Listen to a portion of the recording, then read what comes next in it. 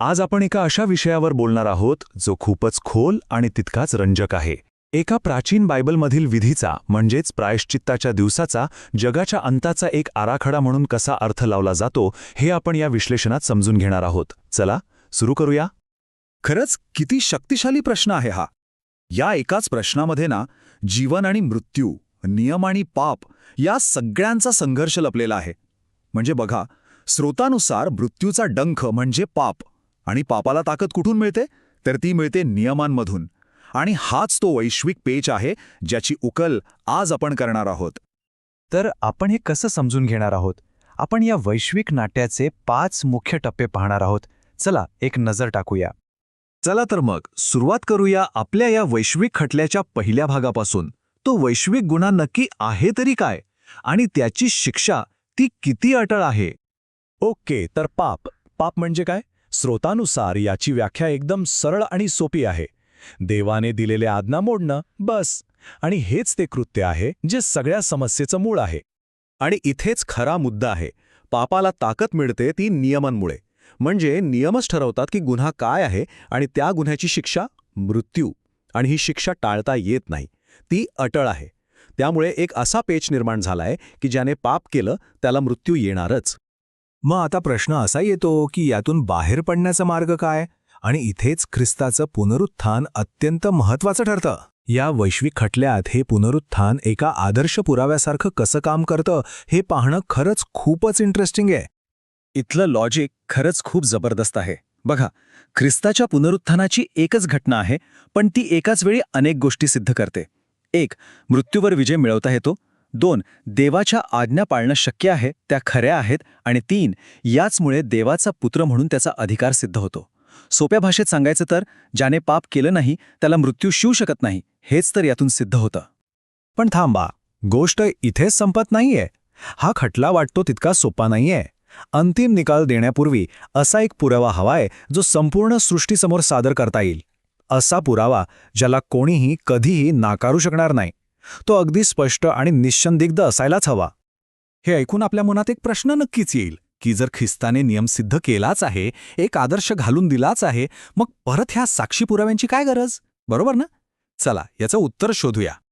या प्रश्नाचं उत्तर ना या 2 परिस्थितींची तुलना केल्यावर मिळतं.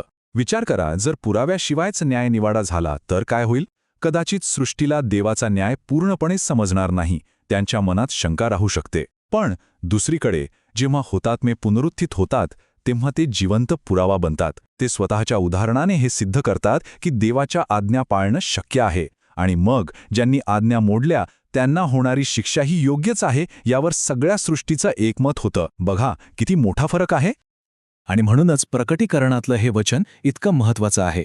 यात अगदी स्पष्टपणे सांगितलंय की अंतिम टप्पा सुरू होण्याआधी त्या साक्षीदारांची एक ठरलेली संख्या पूर्ण होण्याची वाट पाहिली जात आहे. आणि मग पोक्षण येतो. जेव्हा साक्षीदारांची संख्या पूर्ण होते तेव्हा हा वैश्विक खटला एका निर्णायक वळणावर पोहोचतो. आणि तेव्हा देवाचे नियम हेच न्यायनिवाड्याचं अंतिम, अधिकृत आणि बंधनकारक मानक म्हणून स्थापित होतात. तर मग ही अंतिम प्रक्रिया नक्की कशी घडते याचा एक क्रम आहे, तो पाहूया. सगळ्यात आधी 7वा शिक्का उघडला जातो आणि इतिहासाचा शेवटचा टप्पा सुरू होतो. मग वाचतात 7 करणे, आणि जेव्हा 7वा करणा वाचतो तेव्हा होतं पहिलं पुनरुत्थान. हाच तो महत्त्वाचा पुरावा आहे. आणि हा पुरावा सादर झाल्यावरच त्या सिद्ध झालेल्या नियमानुसार 7 पिढ्यांचा न्यायनिवाडा सुरू होतो. बघितलं, प्रत्येक गोष्ट दुसऱ्या गोष्टीशी अगदी तार्किकपणे जोडलेली आहे. पण या सगळ्या न्यायनिवाड्याचा अंतिम हेतू काय? फक्त शिक्षा करणं? नाही. याचा खरा हेतू आहे सृष्टीचं शुद्धीकरण करणं, तिची मूळ सुव्यवस्था परत आणणं. खरं तर हा शेवट नाहीये, ही एका नव्या, परिपूर्ण सुरुवातीची तयारी आहे. इथे प्रायश्चित्त या शब्दाचा अर्थ खूप खोल आहे. हे फक्त पापांची क्षमा करणं नाहीये, तर पापाची शक्यताच सृष्टीतून कायमशी काढून टाकणं आहे. ही एक अशी प्रक्रिया आहे जी प्रत्येक जीवाच्या स्वतंत्र इच्छेला इतकं परिपूर्ण बनवते की भविष्यात पाप पुन्हा डोकं वर काढण्याचा प्रश्नच उरणार नाही. आणि आता आपण या विश्लेषणाच्या मला वाटतं सर्वात महत्त्वाच्या भागाकडे आलो आहोत. हे जणू काही एक कोडं उलगडण्यासारखं आहे. बघा, डावीकडे आहेत लेवी पुस्तकातले प्राचीन विधी, ज्यांना सावली किंवा एक प्रकारचा प्रोटोटाईप म्हटलंय. आणि उजवीकडे आहे प्रकटीकरणात वर्णन केलेली त्यांची वास्तव पूर्तता, म्हणजे धोपार्पण ते थेट 7 करण्यांशी जोडलेलं आहे. परमपवित्र स्थानाचं शुद्धीकरण म्हणजे 7 पिढा.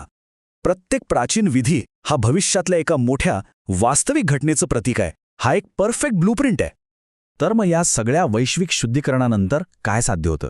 सगळ्यात महत्त्वाचं म्हणजे पापाची शक्यताच कायमची नष्ट होते. प्रत्येक प्राण्याची स्वतंत्र इच्छा परिपूर्ण होते. देवाचा नियम हा न्याय्य आहे हे कायमस्वरूपी स्थापित होतं.